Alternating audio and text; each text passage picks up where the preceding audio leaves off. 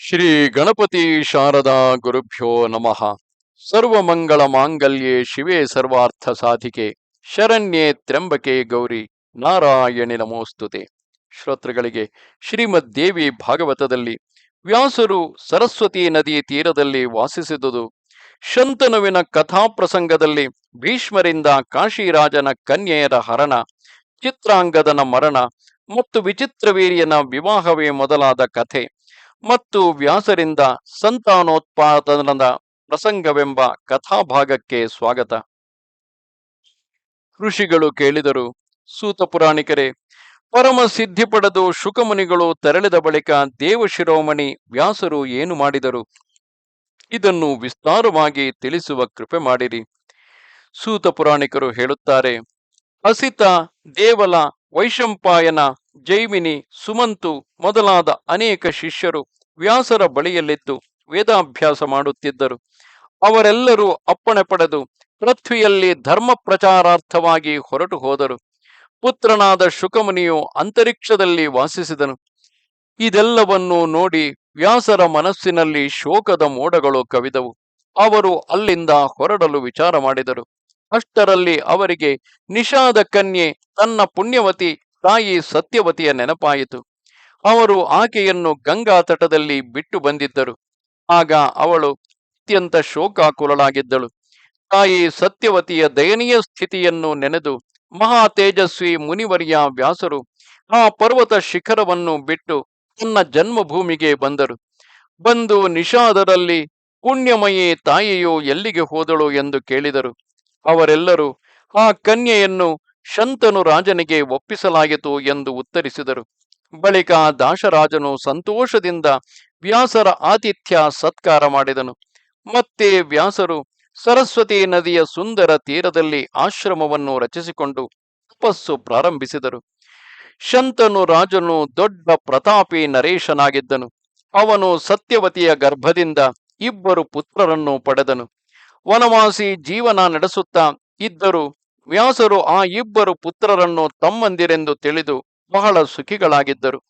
ಶಂತನು ರಾಜನ ಪ್ರಥಮ ಪುತ್ರನ ಹೆಸರು ಚಿತ್ರಾಂಗದ ಎಂದಿತ್ತು. ಶತ್ರುದಮನ ಚಿತ್ರಾಂಗದನು ಅನುಪಮ ಸುಂದರ ಹಾಗೂ ಸಮಸ್ತ ಶುಭಲಕ್ಷಣಗಳಿಂದ ಸಂಪನ್ನನಾಗಿದ್ದನು. ಇನ್ನೊಬ್ಬನ ಹೆಸರು ವಿಚಿತ್ರ ವೀರ್ಯನೆಂದಿತ್ತು. ಅವನಲ್ಲಿಯೂ ಎಲ್ಲ ಗುಣಗಳು ಕೂಡಿದ್ದವು. ಅವರನ್ನು ನೋಡಿ ತಂದೆಗೆ ಅಪಾರ ಹರ್ಷವಾಗುತ್ತಿತ್ತು. ಶಂತನು ರಾಜನಿಗೆ ಎಲ್ಲರಿಗಿಂತಲೂ ಹಿರಿಯ ಪುತ್ರ ಮಹಾಪ್ರತಾಪಿ ಭೀಷ್ಮನಾಗಿದ್ದನು. ಅವನಲ್ಲಿ ಅಸೀಮ ಶಕ್ತಿ ಇತ್ತು. ಸತ್ಯವತಿ ಕುಮಾರ ಚಿತ್ರಾಂಗದ ಮತ್ತು ವಿಚಿತ್ರವೀರ್ಯರು ಭೀಷ್ಮರಂತೆಯೇ ಬಲಶಾಲಿಗಳಾಗಿದ್ದರು. ಸರ್ವಲಕ್ಷಣ ಸಂಪನ್ನ 3 ಪುತ್ರರನ್ನು ನೋಡಿ ಮಹಾಮನ ಶಂತನು ತನ್ನನ್ನು ದೇವತೆಗಳಿಂದಲೂ ಅಜೇಯನೆಂದು ತಿಳಿಯುತ್ತಿದ್ದನು. ಕೆಲ ಸಮಯದಲ್ಲಿ ರಾಜ ಶಂತನು ಸ್ವರ್ಗಸ್ಥನಾದನು. ಮನುಷ್ಯನು ಹಳೆ ಬಟ್ಟೆಯನ್ನು ಬಿಟ್ಟು ಬಿಡುವಂತೆಯೇ ಆ ಧರ್ಮಾತ್ಮ ನರೇಶನು ತನ್ನ ಜೀರ್ಣ ಶರೀರವನ್ನು ತ್ಯಜಿಸಿದನು. ಶಂತನು ಸ್ವರ್ಗಸ್ಥನಾದಾಗ ಅವನಿಗಾಗಿ ಔರ್ಧ್ವದೇಹಿಕ ಕ್ರಿಯೆಗಳು ವಿಧಿಪೂರ್ವಕವಾಗಿ ನೆರವೇರಿದವು. ಅನೇಕ ಪ್ರಕಾರದ ದಾನಗಳು ಕೊಡಲ್ಪಟ್ಟವು. ಇದಾದ ಬಳಿಕ ಪರಾಕ್ರಮಿ ಭೀಷ್ಮನು ರಾಜ್ಯವನ್ನು ಸ್ವೀಕರಿಸದೆ ಚಿತ್ರಾಂಗದನನ್ನು ರಾಜನನ್ನಾಗಿಸಿದನು. ಸತ್ಯವತಿ ಕುಮಾರ ಚಿತ್ರಾಂಗದನು ಬಹಳ ಪ್ರತಾಪಿ ಹಾಗೂ ಪುಣ್ಯಾತ್ಮನಾಗಿದ್ದನು. ಬಲಾಭಿಮಾನಿಯಾದ ಆ ವೀರನು ಶತ್ರುಗಳೆಲ್ಲರನ್ನೂ ಸೋಲಿಸಿಬಿಟ್ಟಿದ್ದನು. ಒಮ್ಮೆ ಮಹಾರಾಜ ಚಿತ್ರಾಂಗದನು ವಿಶಾಲ ಸೈನ್ಯದೊಂದಿಗೆ ವನಕ್ಕೆ ಹೋದನು. ಚಿತ್ರಾಂಗದನು ನಡುದಾರಿಯಲ್ಲೇ ಇರುವಾಗ ಚಿತ್ರಾಂಗದನೆಂಬ ಗಂಧರ್ವನು ಅವನನ್ನು ನೋಡಿ ಒಂದು ಉತ್ತಮ ರಥದಲ್ಲಿ ಅಡರಿದ್ದ ಅವನು ರಾಜನ ಮುಂದೆಯೇ ಭೂಮಿಗೆ ಇಳಿದು ನಿಂತನು. ರಾಜ ಚಿತ್ರಾಂಗದ ಮತ್ತು ಚಿತ್ರಾಂಗದ ಹೆಸರಿನ ಗಂಧರ್ವ ಇಬ್ಬರು ಸಮಾನ ಪರಾಕ್ರಮಿಗಳಾಗಿದ್ದರು. ಅನಂತರ ಅವರಿಬ್ಬರು ಕುರುಕ್ಷೇತ್ರವೆಂಬ ಪ್ರಸಿದ್ಧ ಸ್ಥಾನದಲ್ಲಿ ಭಯಂಕರ ಯುದ್ಧ ಮಾಡತೊಡಗಿದರು. 3 ವರ್ಷಗಳವರೆಗೆ ಯುದ್ಧವು ನಡೆದೇ ಇತ್ತು. ಕೊನೆಯಲ್ಲಿ ರಾಜ ಚಿತ್ರಾಂಗದನು ಆ ಗಂಧರ್ವನ ಕೈಯಿಂದ ಯುದ್ಧದಲ್ಲಿ ವೀರ ಸ್ವರ್ಗವನ್ನು ಪಡೆದನು.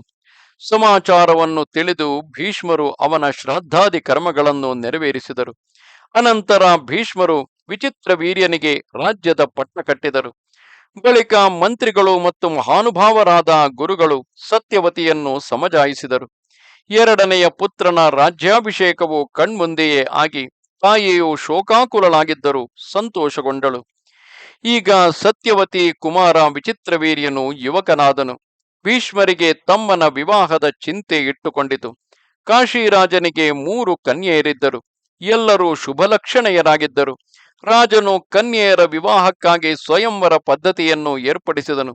ಅದರಲ್ಲಿ ಕನ್ಯೆಯರು ತಮ್ಮ ಇಚ್ಛಾನುಸಾರವಾಗಿ ವರನನ್ನು ಆರಿಸಿಕೊಳ್ಳುವ ಷರತ್ತು ಇತ್ತು. ಸಾವಿರಾರು ರಾಜಕುಮಾರರನ್ನು ಕರೆಸಲಾಯಿತು. ಪ್ರತಿಷ್ಠಿತ ರಾಜರ ಮಂಡಳಿ ಉಪಸ್ಥಿತವಾಗಿತ್ತು. ಮಹಾ ತೇಜಸ್ವಿ ಭೀಷ್ಮರು ರಥಾರೂಢರಾಗಿ ಆ ಸ್ವಯಂವರಕ್ಕೆ ಆಗಮಿಸಿ ಎಲ್ಲ ರಾಜರನ್ನು ಸೋಲಿಸಿ 3 ಕನ್ಯೆಯರನ್ನು ಬಲವಂತವಾಗಿ ಗೆದ್ದುಕೊಂಡರು. ಮಹಾರಥಿ ಭೀಷ್ಮರು ತೇಜಸ್ವಿ ಪುರುಷರಾಗಿದ್ದರು. ತನ್ನ ಬಾಹುಬಲದಿಂದ ಸಮಸ್ತ ಭೂಪತಿಗಳನ್ನು ಗೆದ್ದು ಆ ಕನ್ಯೆಯರನ್ನು ಕರೆದುಕೊಂಡು ಹಸ್ತಿನಾವತಿಗೆ ಬಂದರು. ಭೀಷ್ಮರು ಆ ಸುಂದರಿಯರ ಕುರಿತು ಇವರು ತಾಯಂದಿರು, ತಂಗಿಯರು ಅಥವಾ ಪುತ್ರಿಯರು ಎಂದೇ ಭಾವಿಸಿದ್ದರು. ಅವರನ್ನು ತಂದು ತತ್ಕ್ಷಣ ಸತ್ಯವತಿಗೆ ಒಪ್ಪಿಸಿದರು ಮತ್ತು ಜ್ಯೋತಿಷ್ಯ ಮತ್ತು ವೇದಪಾರಂಗತ ವಿದ್ವಾನ್ ಬ್ರಾಹ್ಮಣರನ್ನು ಕರೆಸಿ ಅವರಲ್ಲಿ ಶುಭ ಮುಹೂರ್ತವನ್ನು ತಿಳಿಸುವಂತೆ ಪ್ರಾರ್ಥಿಸಿದರು. ವಿವಾಹದ ಸಿದ್ಧತೆಗಳು ನಡೆದು ತಮ್ಮನಾದ ಧರ್ಮಾತ್ಮ ವಿಚಿತ್ರವೀರ್ಯನ ವಿವಾಹ ಆ ಕನ್ಯೆಯರೊಂದಿಗೆ ಮಾಡಲು ತೊಡಗಿದಾಗ ಆ 3ರಲ್ಲಿ ಅತ್ಯಂತ ಸುಂದರಿಯಾದ ಹಿರಿಯ ಕನ್ಯೆಯು ಲಜ್ಜಿತಳಾಗಿ ಭೀಷ್ಮರಲ್ಲಿ ಹೇಳಿದಳು, ಧರ್ಮಜ್ಞರೇ, ನೀವು ಕುರುವಂಶದ ಓರ್ವ ಪ್ರತಿಷ್ಠಿತ ಪುರುಷರಾಗಿರುವಿರಿ. ನೀವು ನಿಮ್ಮ ವಂಶವನ್ನು ಉಜ್ವಲಗೊಳಿಸಿರುವಿರಿ. ಗಂಗಾನಂದನರೇ, ನಾನಾದರೂ ಮಾನಸಿಕವಾಗಿ ರಾಜ ಶಾಲ್ವನನ್ನು ಸ್ವಯಂವರದಲ್ಲಿ ವರಿಸಿರುವೆನು. ಆ ನರೇಶನು ನನ್ನ ಪ್ರೇಮದಲ್ಲಿ ವಿಹ್ವಲನಾಗಿದ್ದನು. ಆದ್ದರಿಂದ ಅವನು ಕೂಡ ಚಿತ್ತದಲ್ಲಿ ನನ್ನನ್ನು ವರಿಸಿದ್ದನು. ಪರಂತಪನೇ, ಈಗ ಈ ಕುಲದ ಪದ್ಧತಿಯಂತೆ ಉಚಿತವಾದುದನ್ನು ಮಾಡುವ ಕೃಪೆ ಮಾಡಿರಿ. ಭೀಷ್ಮರೇ, ನೀವು ಧರ್ಮಾತ್ಮರಲ್ಲಿಯೂ ತನ್ನ ಮುಖ್ಯ ಸ್ಥಾನವನ್ನು ಇರಿಸಿಕೊಂಡಿರುವಿರಿ. ಶಾಲ್ವನು ಮೊದಲು ನನ್ನನ್ನು ವರಿಸಿದ್ದರೂ ನೀವು ಶಕ್ತಿಶಾಲಿ ಪುರುಷರಾಗಿರುವಿರಿ. ತಮಗೆ ಇಚ್ಛೆಯಿದ್ದಂತೆ ಮಾಡಬಹುದು. ಸೂತ ಪುರಾಣಿಕರು ಹೇಳುತ್ತಾರೆ, ಹೀಗೆ ಆ ಕನ್ಯೆಯು ಹೇಳಿದಾಗ ಕುರುನಂದನ ಭೀಷ್ಮರು ವೃದ್ಧ ಬ್ರಾಹ್ಮಣರಲ್ಲಿ, ಮಂತ್ರಿಗಳಲ್ಲಿ ಮತ್ತು ತಾಯಿ ಸತ್ಯವತಿಯಲ್ಲಿ ಕರ್ತವ್ಯದ ವಿಷಯದಲ್ಲಿ ಕೇಳಿದರು. ಸ್ವತಃ ಅವರು ಧರ್ಮದ ವಿಶೇಷಜ್ಞರೇ ಆಗಿದ್ದರು.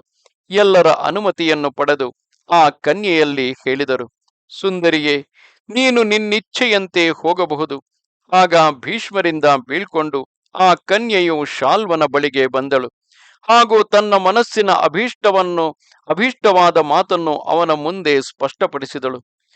ಮಹಾರಾಜನೇ, ನಿಮ್ಮಲ್ಲಿ ನನ್ನ ಮನಸ್ಸು ರಮಿಸಿ ಹೋಗಿತ್ತು. ಆದ್ದರಿಂದ ನಾನು ಧರ್ಮಪೂರ್ವಕ ಭೀಷ್ಮರಿಂದ ಬೀಳ್ಕೊಂಡು ಬಂದಿರುವೆನು. ಈಗ ನಿಮ್ಮ ಸೇವೆಯಲ್ಲಿ ಉಪಸ್ಥಿತಳಾಗಿರುವೆನು. ನನ್ನೊಂದಿಗೆ ವಿವಾಹವಾಗಿರಿ. ನೃಪಶ್ರೇಷ್ಠನೇ, ನಾನು ನಿಮ್ಮ ಧರ್ಮಪತ್ನಿಯಾಗಿರುವೆನು. ಏಕೆಂದರೆ ನೀವು ನನ್ನ ಹೃದಯದಲ್ಲಿ ನೆಲೆಸಿರುವಿರಿ ಹಾಗೂ ನಿಮ್ಮ ಹೃದಯದಲ್ಲಿ ನಾನಿರುವೆ. ಇದು ನಿಶ್ಚಿತವಾದುದು. ಶಾಲ್ವನು ಹೇಳಿದನು, ಸುಂದರಿ, ನನ್ನ ಎದುರಿಗೆ ಭೀಷ್ಮನು ನಿನ್ನನ್ನು ಹಿಡಿದು ರಥದಲ್ಲಿ ಕುಳ್ಳಿರಿಸಿಕೊಂಡಿದ್ದನು. ಆದ್ದರಿಂದ ನಾನು ನಿನ್ನನ್ನು ಪತ್ನಿಯಾಗಿಸಿಕೊಳ್ಳಲಾರೆನು. ಬೇರೆಯವನಿಂದ ಬಿಟ್ಟಿರುವ ಕನ್ಯೆಯ ಜೊತೆಗೆ ಯಾರು ತಾನೇ ಬುದ್ಧಿವಂತನು ವಿವಾಹವಾಗುವನು? ನಿನ್ನ ಕುರಿತು ಭೀಷ್ಮನಿಗೆ ಮಾತೃ ಭಾವನೆಗಿದ್ದರೂ ನೀನು ಅವನ ಜೊತೆಗಿದ್ದೆಯಲ್ಲ. ಆದ್ದರಿಂದ ನಿನ್ನೊಂದಿಗೆ ನನ್ನ ವಿವಾಹವಾಗುವುದು ಅಸಂಭವವೇ ಆಗಿದೆ. ಮಹಾಮನ ಶಾಲ್ವನು ತ್ಯಜಿಸಿದಾಗ ಆ ಕನ್ಯೆಯು ಅಳುತ್ತಾ ಪುನಃ ಭೀಷ್ಮರ ಬಳಿಗೆ ಬಂದು ದುಃಖದಿಂದ ಕಣ್ಣೀರನ್ನು ಸುರಿಸುತ್ತಾ, ವೀರನೇ, ನಿನ್ನಿಂದ ಬಿಡಲ್ಪಟ್ಟವಳು ಎಂದು ತಿಳಿದು ಶಾಲ್ವನು ನನ್ನನ್ನು ಸ್ವೀಕರಿಸಲಿಲ್ಲ. ಮಹಾನುಭಾವರೇ, ತಾವು ಧರ್ಮಜ್ಞ ಪುರುಷನಾಗಿದ್ದೀರಿ. ನನ್ನನ್ನು ದಾಸಿಯನ್ನಾಗಿಸಿಕೊಳ್ಳದಿದ್ದರೆ ನಾನು ಶರೀರವನ್ನು ತ್ಯಜಿಸಿ ಬಿಡುವೆನು ಎಂದು ನುಡಿದಳು. ಭೀಷ್ಮರು ಹೇಳುತ್ತಾರೆ, ಸುಂದರಿಯೇ, ನಿನ್ನ ಚಿತ್ತದಲ್ಲಿ ಇನ್ನೊಬ್ಬ ಪುರುಷನು ನೆಲೆಸಿರುವನು. ಆದ್ದರಿಂದ ನಿನ್ನನ್ನು ನಾನು ಹೇಗೆ ಸ್ವೀಕರಿಸಬಹುದು? ಕಲ್ಯಾಣಿ, ಈಗ ನೀನು ನಿಶ್ಚಿಂತಳಾಗಿ ನಿನ್ನ ತಂದೆಯ ಬಳಿಗೆ ಹೋಗು. ಶಾಲ್ವನಂತೆ ಭೀಷ್ಮರಿಂದಲೂ ಉತ್ತರ ಸಿಕ್ಕಿದಾಗ ಆ ಕನ್ಯೆಯು ಕಾಡಿಗೆ ಹೊರಟು ಹೋದಳು. ಅಲ್ಲಿ ಒಂದು ಪರಮ ಪವಿತ್ರ ನಿರ್ಜನ ಸ್ಥಾನದಲ್ಲಿ ಇದ್ದು ತಪಸ್ಸಿಗೆ ತೊಡಗಿದಳು. ಇತ್ತ ವಿಚಿತ್ರವೀರ್ಯ ರಾಜನನ್ನು 2 ಕನ್ಯೆಯರು ವಿವಾಹವಾದರು. ಕಾಶಿರಾಜನ ಆ 2 ಸುಂದರ ಕನ್ಯೆಯರು ಅನುಪಮ ರೂಪವತಿಯರಾಗಿದ್ದರು. ಒಬ್ಬಳ ಹೆಸರು ಅಂಬಾಲಿಕೆ ಮತ್ತು ಇನ್ನೊಬ್ಬಳು ಅಂಬಿಕೆ ಎಂದಿತ್ತು. ಪ್ರತಾಪಿ ವಿಚಿತ್ರವೀರ್ಯ ರಾಜನು ಆ ಪತ್ನಿಯರೊಂದಿಗೆ ಬಗೆ ಬಗೆಯ ಭೋಗ ವಿಲಾಸದಲ್ಲಿ ತೊಡಗಿದನು. ಅವನು ಕೆಲವೊಮ್ಮೆ ಮನೆಯಲ್ಲಿ ಇದ್ದರೆ ಕೆಲವೊಮ್ಮೆ ಉಪವನಕ್ಕೆ ಹೋಗುತ್ತಿದ್ದನು. 9 ವರ್ಷಗಳವರೆಗೆ ಮಹಾರಾಜ ವಿಚಿತ್ರವೀರ್ಯನು ಅವರಿಬ್ಬರ ಜೊತೆಗೆ ಮನ ಬಂದಂತೆ ರಮಿಸುತ್ತಾ ಇದ್ದನು. ಇದರಿಂದ ಅವನಿಗೆ ರಾಜಯಕ್ಷ್ಮ ಅಂದರೆ ಕ್ಷಯರೋಗ ಉಂಟಾಯಿತು. ಬಳಿಕ ಅವನು ಇಹಲೋಕವನ್ನು ತ್ಯಜಿಸಿಬಿಟ್ಟನು. ಪುತ್ರನ ಮರಣದಿಂದ ಸತ್ಯವತಿಗೆ ಅಪಾರ ದುಃಖವಾಯಿತು. ಆಕೆಯ ಅಪ್ಪಣೆಯಂತೆ ಮಂತ್ರಿಗಳು ವಿಚಿತ್ರವೀರ್ಯನ ಉತ್ತರ ಕ್ರಿಯೆಗಳನ್ನು ನೆರವೇರಿಸಿದರು. ಆಗ ಸತ್ಯವತಿಯು ಅತ್ಯಂತ ದುಃಖಿತಳಾಗಿ ಏಕಾಂತದಲ್ಲಿ ಭೀಷ್ಮರಲ್ಲಿ ಹೇಳಿದಳು, ಮಹಾಭಾಗ ಪುತ್ರನೇ, ನೀನು ನಿನ್ನ ತಂದೆ ಶಂತನುವಿನ ರಾಜ್ಯವನ್ನು ಕಾಪಾಡು, ಜೊತೆಗೆ ವಂಶವನ್ನು ರಕ್ಷಿಸು. ಯಯಾತಿಯ ವಂಶವು ಲುಪ್ತವಾಗದಂತೆ ಪ್ರಯತ್ನಿಸು.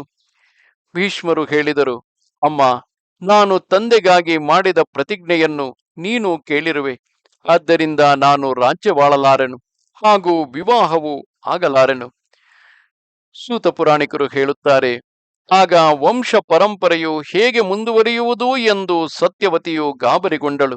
ರಾಜನ ಅನುಪಸ್ಥಿತಿಯಲ್ಲಿ ತಾನು ಅಕರ್ಮಣ್ಯಳಾಗಿ ಇದ್ದರೆ ನನಗೆ ಸುಖದ ಯಾವ ಆಸೆಯೂ ಕಂಡುಬರುವುದಿಲ್ಲ. ಆಗ ಭೀಷ್ಮರು ಆಕೆಯಲ್ಲಿ ಹೇಳಿದರು, ಅಮ್ಮ, ನೀನು ಶೋಕ ಮಾಡದೆ ವಿಚಿತ್ರವೀರ್ಯನ ಕ್ಷೇತ್ರದಿಂದ ಪುತ್ರರನ್ನು ಪಡೆಯುವ ಪ್ರಯತ್ನ ಮಾಡಿರಿ. ಭೀಷ್ಮನ ಮಾತನ್ನು ಕೇಳಿ ಸತ್ಯವತಿಯು ತನ್ನ ಹಿರಿಯ ಪುತ್ರ ಶುದ್ಧಾತ್ಮ ವ್ಯಾಸರನ್ನು ಮನಸ್ಸಿನಲ್ಲೇ ಸ್ಮರಿಸಿದಳು. ಸ್ಮರಿಸುತ್ತಲೇ ತಪಸ್ವಿ ವ್ಯಾಸರು ಅಲ್ಲಿಗೆ ಬಂದರು. ಭೀಷ್ಮರು ವ್ಯಾಸರನ್ನು ಪೂಜಿಸಿದರು. ಸತ್ಯವತಿಯು ಅವರನ್ನು ಸಮ್ಮಾನಿಸಿದಳು. ಅಲ್ಲಿ ಕುಳಿತಿರುವ ಮಹಾ ತೇಜಸ್ವಿ ಮುನಿಯು ಹೊಗೆಯಿಲ್ಲದ ಇನ್ನೊಂದು ಅಗ್ನಿಯಂತೆ ಬೆಳಗುತ್ತಾ ಕಂಡುಬರುತ್ತಿದ್ದರು. ಆಗ ಮಾತೆ ಸತ್ಯವತಿಯು ತನ್ನ ಪುತ್ರ ಮುನಿವರ್ಯ ವ್ಯಾಸರಲ್ಲಿ ಹೇಳಿದಳು, ಮಗನೇ, ಈಗ ನೀನು ವಿಚಿತ್ರವೀರ್ಯನ ಕ್ಷೇತ್ರದಲ್ಲಿ ಸುಂದರ ಪುತ್ರರನ್ನು ಉತ್ಪನ್ನ ಮಾಡು. ತಾಯಿಯ ಮಾತನ್ನು ಕೇಳಿದ ವ್ಯಾಸರು ಅದನ್ನು ಆಪ್ತವಾಕ್ಯವೆಂದು ತಿಳಿದರು. ಆದ್ದರಿಂದ ಅದನ್ನು ಸಮ್ಮತಿಸಿದರು. ಅಂಬಿಕೆಯು ಋತುಕಾಲದ ಸ್ನಾನದಿಂದ ನಿವೃತ್ತಳಾದಾಗ ಅವಳು ಮುನಿಯ ಮಾನಸ ಸಂಯೋಗದಿಂದ ಕಣ್ಣಿಲ್ಲದ ಪುತ್ರನನ್ನು ಪಡೆದಳು. ಆ ಪುತ್ರನಲ್ಲಿ ಅಮಿತ ಬಲವಿತ್ತು. ಜನ್ಮತಃ ಅಂಧನಾದ ಬಾಲಕನನ್ನು ನೋಡಿ ಸತ್ಯವತಿಯ ಮನಸ್ಸು ದುಃಖದಿಂದ ಮುಕ್ತವಾಗಲಿಲ್ಲ. ಆಗ ಇನ್ನೊಬ್ಬ ಸೊಸೆಯಲ್ಲಿ ಹೇಳಿದಳು, ನೀನು ಶೀಘ್ರವಾಗಿ ಪುತ್ರನನ್ನು ಪಡೆ. ಆಗ ಅದೇ ಕ್ರಮದಿಂದ ಅಂಬಾಲಿಕೆಯು ಗರ್ಭವನ್ನು ಧರಿಸಿದಳು. ಅನಂತರ ಅವಳು ಪಾಂಡುವಿನ ತಾಯಿಯಾದಳು. ಎಲ್ಲರ ಸಮ್ಮತಿಯಿಂದ ಪಾಂಡುರಾಜನು ರಾಜ್ಯಕ್ಕೆ ಅಧಿಕಾರಿಯಾದನು.